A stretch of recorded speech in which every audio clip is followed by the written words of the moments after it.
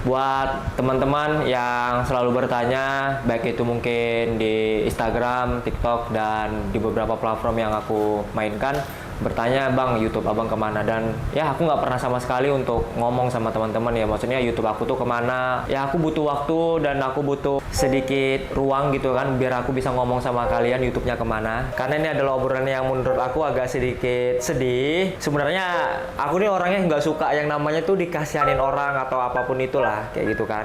Makanya aku tuh nggak pernah mau cerita sama kalian. Cuman kan pasti kalian selalu bertanya-tanya, YouTube aku tuh kemana gitu kan. Bang Dio kok nggak pernah bikin konten lagi di YouTube gitu.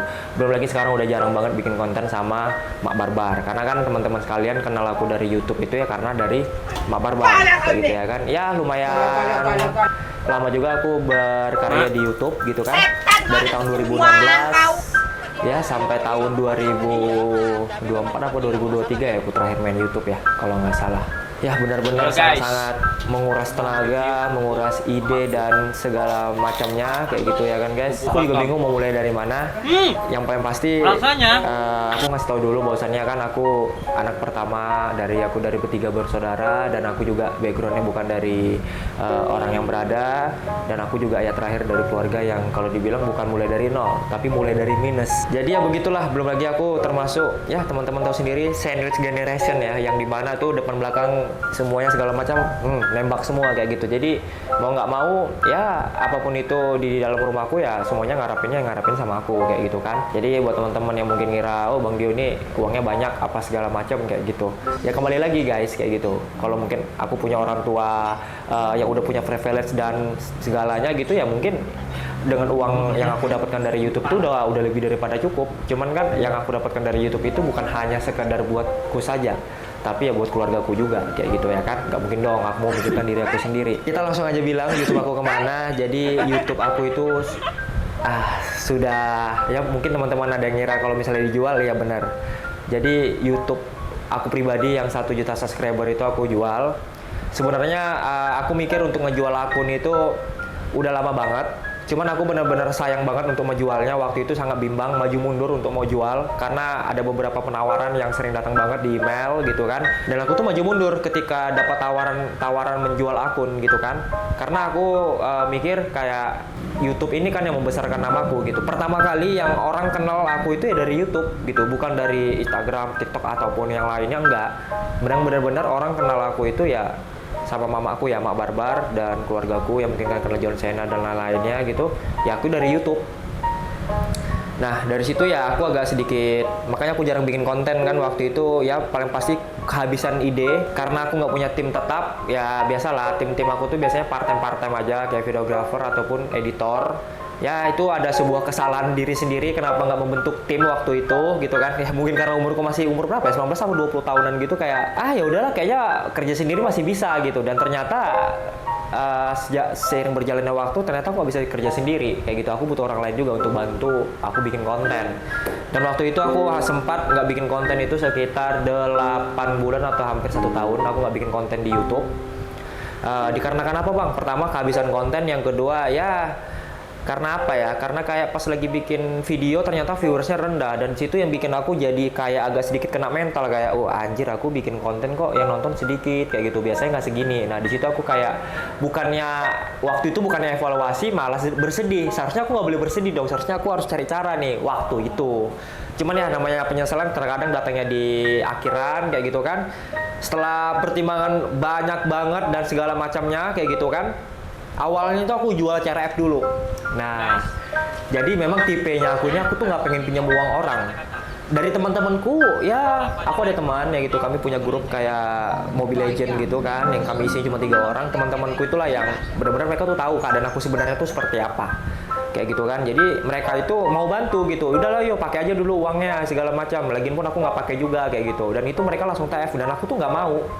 Kayak gitu, maksudnya tuh aku tuh orangnya gak pengen ngutang. Alasan aku gak pengen ngutang karena dulu mamaku, Mak Barbar tuh suka ngutang di koperasi, bahkan ngutang di bank juga kayak gitu kan. Dan aku tuh nggak mau, aku tuh trust issue aja gitu, kayak anjir aku nggak mau ngutang lah, pokoknya apapun yang terjadi aku nggak mau ngutang. Mending kalau misalnya aku ada barang yang bisa aku jual, mending aku jual dulu deh kayak gitu, daripada aku harus ngutang. Walaupun cuma ngutang 100 ribu 200 ribu aku tuh nggak bisa Kalau iya pun aku ngutang, pernah pun aku ngutang, palingan hari ini aku ngutang, itu beberapa jam kemudian aku balikin lagi kayak gitu. Aku tuh tak sanggup untuk meminjam uang orang kayak gitu. Ya udahlah, akhir-akhir lama waktu itu aku cuma butuh uang 3 juta, ya udah aku jual CRF aku kayak gitu kan. Aku jual CRF waktu itu, awal-awal jual CRF itu benar-benar bikin aku tuh sedih banget gitu kan. Sebenarnya adik aku Yuda udah nahan, kayak bilang, bang kenapa dijual kayak gitu, maksudnya gak usah dijual lah bang kayak gitu, ditahan dulu aja, nanti kalau misalnya aku ada uang aku bisa bantu abang lah kayak gini, karena waktu itu aku ada cicilan rumah lah guys ya kan. Nah alhamdulillah kalau untuk rumah aku yang sekarang ini udah lunas ya kayak gitu kan. Ya pas udah jual YouTube aku lunasin rumahnya. Karena aku bener-bener aku nggak mau, kalau rumah aku memang nggak mau jual, karena itu menurut aku itu aset kan. Aku suatu hari nanti kalau aku nikah aku bakal tinggal di situ, atau mungkin nanti sebenarnya itu mau kasih mama aku ya kayak gitu. Jadi niatan aku tuh awalnya mamaku, cuman mamaku bilang buatmu aja lah dia gini-gini segala macam ya. Cuman kembali lagi sih sebenarnya niatan aku memang mau ngasih ke mamaku, jadi ya udah mamaku ambil aja. Seperti mah kalau aku mah gampang aja lah, nanti ada aja lah. Kalau belum bisa beli rumah lagi ya paling aku ngontrak dulu lah kayak gitu ya kan. Yang penting kalau aku selagi masih bisa kerja, semangat kerja ya nggak mungkin duit itu pasti bisa datang sendirinya gitu kalau kita mau bergerak. Oke. Jadi udahlah butuh uang 3 juta aku jual. Pas ngejual itu memang benar-benar ini dramatis banget ya kan. Karena apa? Aku setelah pulang dari Tanjung Pinang. Waktu itu aku touring sama teman-temanku. Setelah pulang dari Tanjung Pinang itu ada yang ngechat aku tuh masih di pelabuhan di apa namanya itu di Uban gitu kan. Bang ini Bang Dio Prayogia di Facebook kan, marketplace kan. Iya aku bilang kayak gitu. Ih bang aku mau lah motor gini-gini, itu nggak banyak cerita, nawar-nawar udah. Balik aku tuh maghrib, habis isya orang tuh datang ke rumah aku, dan dia datang cuman apa? Cuman memeriksa knalpot. Oh bang, knalpotnya ori. Udah gitu doang. Jadi langsung ngasih uang cash, setengahnya lagi di TF. Udah. Awal-awal di posting itu kayak biasa aja. Pas memang udah bener-bener jadi milik orang, dan orang itu naikin motornya, gila. Disitulah baru terasa kayak hati aku kayak, aduh sakit kali wak, motor aku harus kujual kayak gitu kan. Demi melanjutkan hidup kayak gitu kan. Ya udahlah jual akhir-akhir lama. Tak lama kemudian mobil aku yang Suzuki Ignis itu. Nah, itu aku jual juga, guys. Karena apa? Karena lagi butuh uang juga. Jadi sebenarnya bukan butuh uang, lebih tepatnya aku pengen mutar uang. Waktu itu aku udah bingung. YouTube udah nggak jalan nih kan waktu itu kan. Tapi ini YouTube belum dijual nih. Ceritanya YouTube belum dijual. YouTube nggak jalan kayak gitu kan. Aku bingung dapat uang dari mana lagi. Endorse juga nggak jalan. Udahlah, pening awak ya kan, mau dapat uang dari mana lagi? Akhir lama itulah buka kopi 3.000 waktu itu. Fun facts-nya, waktu aku buka kopi 3.000, kayak yang kalian harus tahu, ini aku buka-bukaan aja lah. Uangku sisa 8 juta. Duitku sisa 8 juta. Asli, bener-bener 8 juta. 8 juta itu aku buka kopi 3.000. Bayangin. Padahal aku bulan depan tuh ada cicilan rumah, karena aku ngambilnya cash bertahap kan. Ya kalian tahu sendiri namanya bertahap, cuma 5 tahun, bulanannya agak lumayan kayak gitu kan. Ya udah, aku nggak tahu kenapa aku memberanikan diri untuk buka kopi kayak gitu kan. Dan kalian harus tahu juga, sebenarnya pas aku buka kopi itu untungnya juga nggak gede, bahkan nggak bisa nutupin aku bayar cicilan kayak gitu, cicilan rumah aku nggak. Dan ternyata aku dapat rezekinya bukan dari kopi, tapi dari kerjaanku juga yang bikin konten kayak gitu, yang aku endorse, tiba-tiba endorse datang kayak gitu. Nah di situ aku udah mulai bisa lah survive sekitar 2-3 bulanan waktu itu kan. Nah akhir-akhir lama uang itu udah habis lagi, terus ngarapin kopi juga, maksudnya kayak apa ya namanya itu ya, uangnya nggak terlalu besar banget ya, kita jual kopi 5.000 kayak gitu segala macam ya, mau ngarapin untung sebesar apa kayak gitu kan. Nah udah akhir-akhir lama mikir mobil, karena waktu itu mobil aku tuh cuman di rumahku yang aku beli itu, yang di daerah Batu Aji, cuman diletak doang, nggak pernah dipakai, karena aku pribadi lebih suka motoran daripada aku mobilan, karena waktu itu aku mobil belum perlu banget. Terus kenapa beli mobil bang? Biar keren aja. Jadi waktu itu beli mobil itu sebenarnya aku tuh kepengen apa sih rasanya punya mobil gitu, punya mobil pribadi rasanya gimana. Ya udah, aku beli mobil waktu itu, dan walaupun mobil itu tidak terlalu digunakan banget waktu itu ya. Intinya mobil itu nggak produktif lah. Sempat kepikiran waktu itu pengen Gojek terus sama apa sih Gokar gitulah, sempat. Cuman nggak jadi sih. Udah. Tak lama kemudian aku nyari can lain lah, nyari can kan, kira-kira ada kerjaan lain nggak gitu kan. Dari ada salah satu temanku itu mereka jual mobil gitu. Di situ aku menawarkan diri untuk ingin jual mobil dia waktu itu. Pas aku datang, dikiranya aku mau jual mobilku. Dia mana kuncinya kata gitu. Bang, aku bilang aku bukan mau jual mobil bang, bukan mau jual mobilku, aku mau jual mobil abang. Oh iya ya. Tak lama situ ada om polisi rocker. Nah kalian tahu om awak sendiri ya kan. Dia ngomong, Dio kata kayak gitu ya kan. jujur aja aku nggak pernah cerita sama Om Awak, Om polisi rocker aku nggak pernah cerita, maksudnya kayak Om aku lagi nggak ada duit gini-gini, nggak pernah, karena aku jujur aja aku pribadi nggak pengen dikasihanin, karena menurut aku selagi aku masih bisa, selagi aku masih bernapas, kakiku masih ada dua, tanganku masih ada dua, aku akan berusaha semaksimal mungkin bagaimana aku bisa balikin lagi kayak gitu. Maksudnya balikin apa bang? Aku bisa survive kayak gitu tanpa harus aku merepotkan orang lain. Pokoknya kayak gitu. Tapi bukan berarti aku nggak pernah merepotkan orang lain ya guys. Pernah. Cuman aku tuh nggak mau yang terlalu merepotkan orang lain, apalagi sampai minjam uang. Karena menurut aku uang ini sesuatu yang sensitif banget. Kayak gitu. Mungkin teman bisa jadi lawan apa segala macam, dan aku tuh nggak mau kayak gitu. Ngeri kali lah kalau udah ngomongin duit. Nah, udah kan? Om Sirokul ngomong, Dio, dirimu tuh mobilnya dipakai nggak? Kata gitu kan. Enggak sih Om, gue bilang gitu. Udahlah, jual aja, kata kayak gitu. Daripada nggak dipakai gitu kan, mending dibikin buka cabang aja lagi. Aku pikir-pikir, iya juga ya, aku bilang kayak gitu ya kan. Iya juga sih Om. Ya udah kata gitu. Udahlah, aku kasih kuncinya, ditengok-tengok, ya kan. Baru dikasih harga kayak gitu ya. Alhamdulillah waktu itu aku jual sama temanku, harganya nggak terlalu turun banget lah kayak gitu ya kan. Bukan karena teman ya kayak gitu, karena memang waktu aku awal beli mobil itu memang aku termasuk belinya dapat yang murah. Jadi pas aku jual harganya turunnya itu nggak terlalu banyak banget ya. Setelah aku hitung-hitung ya, pemakaian aku selama 3 tahun kayaknya worth it aja sih. Ya anggap aja aku nyewa mobil itu kayak gitu kan. Udah tuh kejual mobil. Nah, di situ aku buka karwas. Nah, karwas di Bengkong. Teman-teman masih nanyakin, "Bang, karwasnya kemana?" Karwasnya itu udah aku jual. Jadi waktu itu buka karwas, memang tempatnya itu udah menurut aku ya, secara kita mau nyuci motor itu udah oke. Cuman memang agak sedikit masuk ke dalam di Bengkong itu. Aku lupa namanya, Bengkong Sade atau apa, aku nggak tahu, lupa gitu. Ya udahlah. Ternyata selama 3 bulan nggak worth it. Karena benar-benar uang keuntungan dari Kopi 3000 Batam Center itu malah larinya itu ke untuk bayar sewa yang ada di apa itu, yang di Bengkong itu. Udahlah, aku udah mikir kalau 3 bulan memang nggak profit, udah aku jual aja. Ya udah, aku jual karwas itu berserta alatnya segala macam ya kan, laku, dan alhamdulillah jualnya juga nggak terlalu turun banget, maksudnya nggak rugi-rugi banget gitu ya kan. Jadi jatuhnya kayak sewa lagi. Udahlah. Nah, jadi satu hal lagi buat teman-teman ya kan, mungkin ngira, "Bang, Kopi 3000 di Batam ini kan banyak, itu berarti punya Bang?" Enggak. Kalau punya aku cuma satu, dan itu sekarang lagi dijalankan sama Yuda, yang di Batam Center dekat CK3 kalau orang banyak bilang. Cuman itu, yang sisanya itu bukan punya aku. Jadi kalau teman-teman ngira bahwasannya aku banyak duit, amin.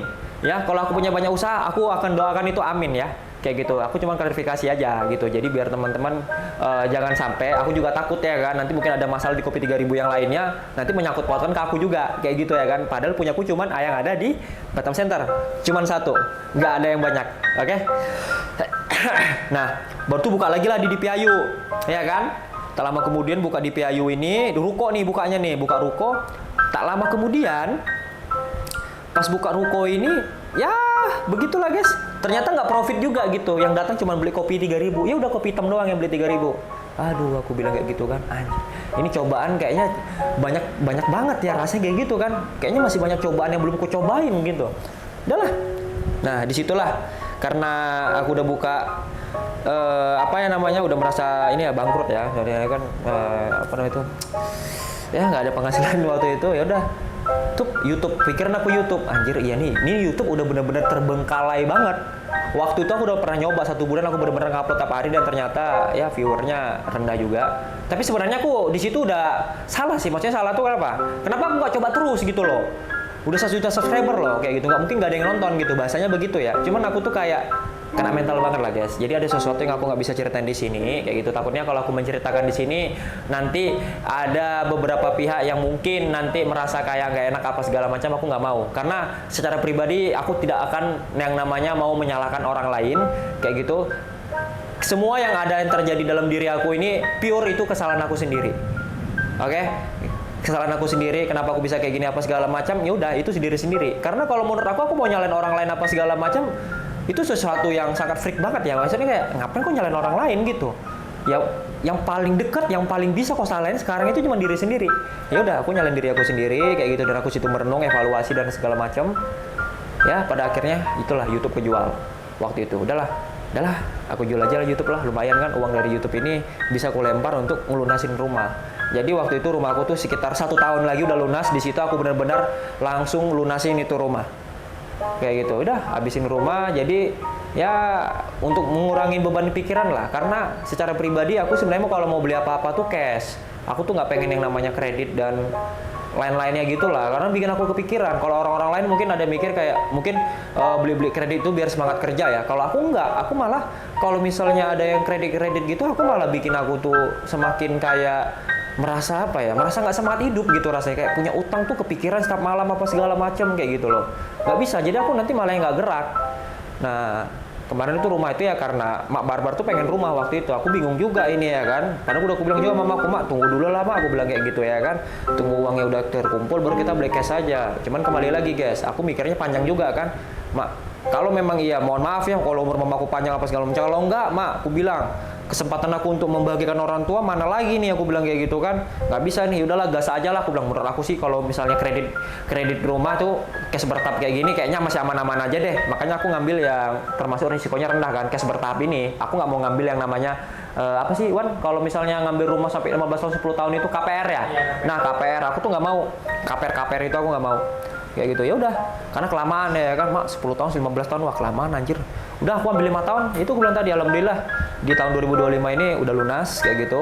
Ya sekarang aku udah ngebangun usaha kayak gini ya lagi ya kan, bersama teman-temanku berempat kami bikin High Management, dan ini video ini memang diupload di High Management.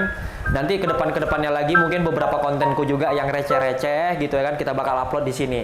Kok nggak nama pribadi bang kayak gitu ya kan, karena di sini yang punya High Management bukan pribadi punya aku guys ya. Kita di sini ada berempat orang dan ini punya teman-temanku juga kayak gitu. Jadi kemungkinan di sini nanti seperti stasiun TV.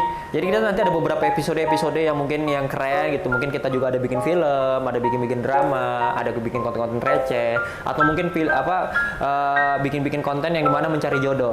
Ya mencari jodoh ya Mat. Ya nanti kemungkinan kayak gitu ya. Take me out ya kemungkinan ya. Jadi kita nanti seru-seruan lah di High Management kayak gini ya kan guys. Ya alhamdulillah aku udah bisa recovery dari kena mental gue yang kemarin-kemarin sampai harus menjual YouTube dan beberapa barang kesayangan saya termasuk CRF kayak gitu. Yang ketawa Mat, ya namanya kehidupan ternyata berputar, apalagi kita dari kalangan yang tidak punya privilege sama sekali. Jujur aku tidak punya privilege, bapakku cuma kerja bangunan, mamaku cuma ibu rumah tangga kayak gitu ya kan. Ya beginilah, ternyata pengen jadi kaya itu perjalanannya sangat-sangat jauh, apalagi untuk perintis ya. Makanya buat teman-teman yang mungkin udah punya privilege, tolong manfaatkan dan maksimalkan semaksimal mungkin ya.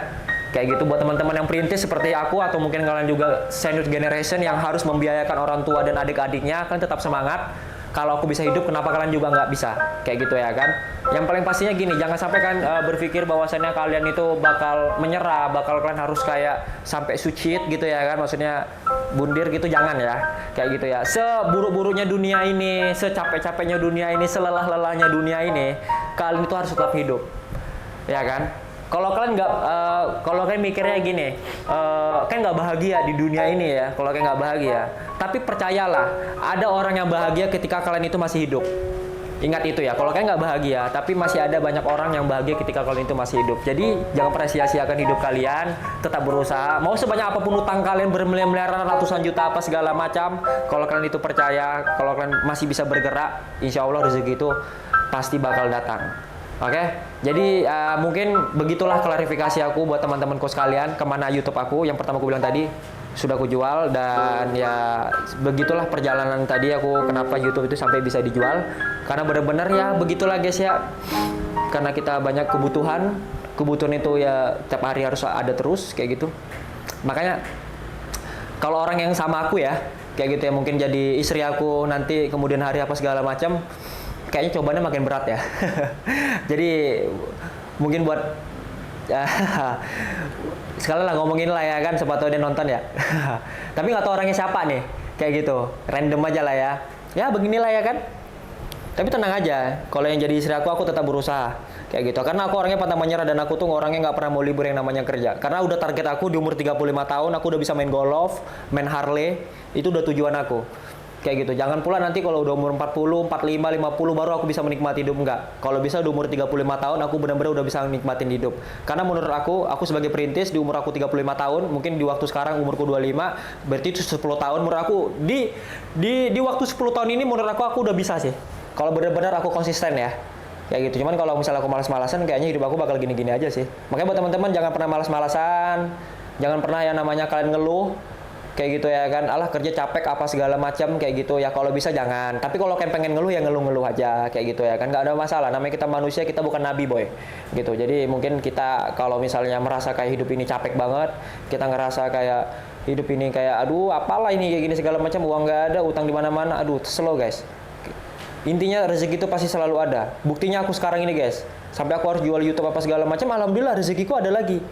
Kayak gitu, aku bisa survive apa segala macam. Bisa kok, tenang aja. Gitu. Intinya jangan skeptis saja. Kalian bilang ala enak bang, abang udah punya nama apa segala macam, enggak juga. Kayak gitu, enggak juga. Aku pun juga bisa dapatin branding kayak sekarang, dikenal banyak orang, khususnya di Batam ya. Karena benar-benar aku tuh konsisten banget waktu itu, kayak gitu. Jadi teman-teman juga bisa melakukan hal yang sama.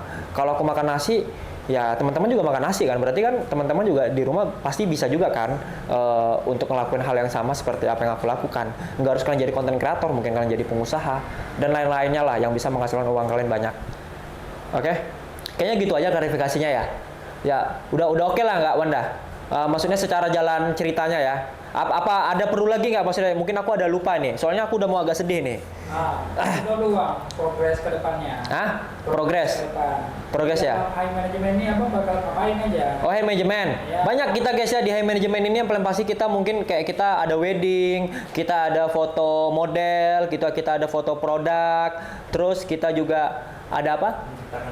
Menciptakan talent. Jadi teman-teman yang mungkin berminat gitu ya kan menjadi talent kami gitu kan. Nah, di situ kami akan membentuk kalian bagaimana menjadi konten kreator atau mungkin kamu mau jadi model dan lain-lainnya lah.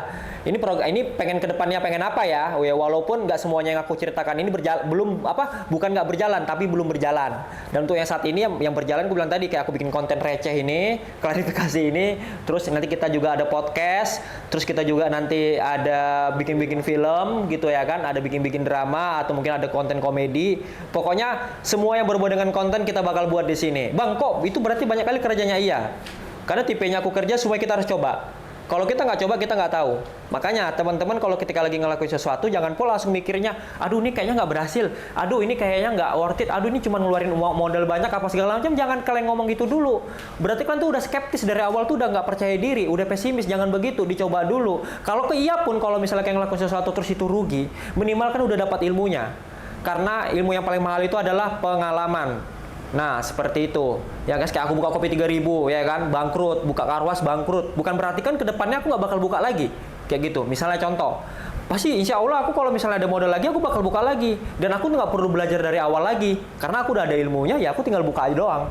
Belum lagi aku belajar hampir setiap harinya. Makanya teman-temanku sekalian, kalau kan teman-teman pengen banyak uang, teman-teman pengen intinya bergaji yang bukan hanya WMR ya, kalau Batam ya, WMR atau UMK kayak gitu.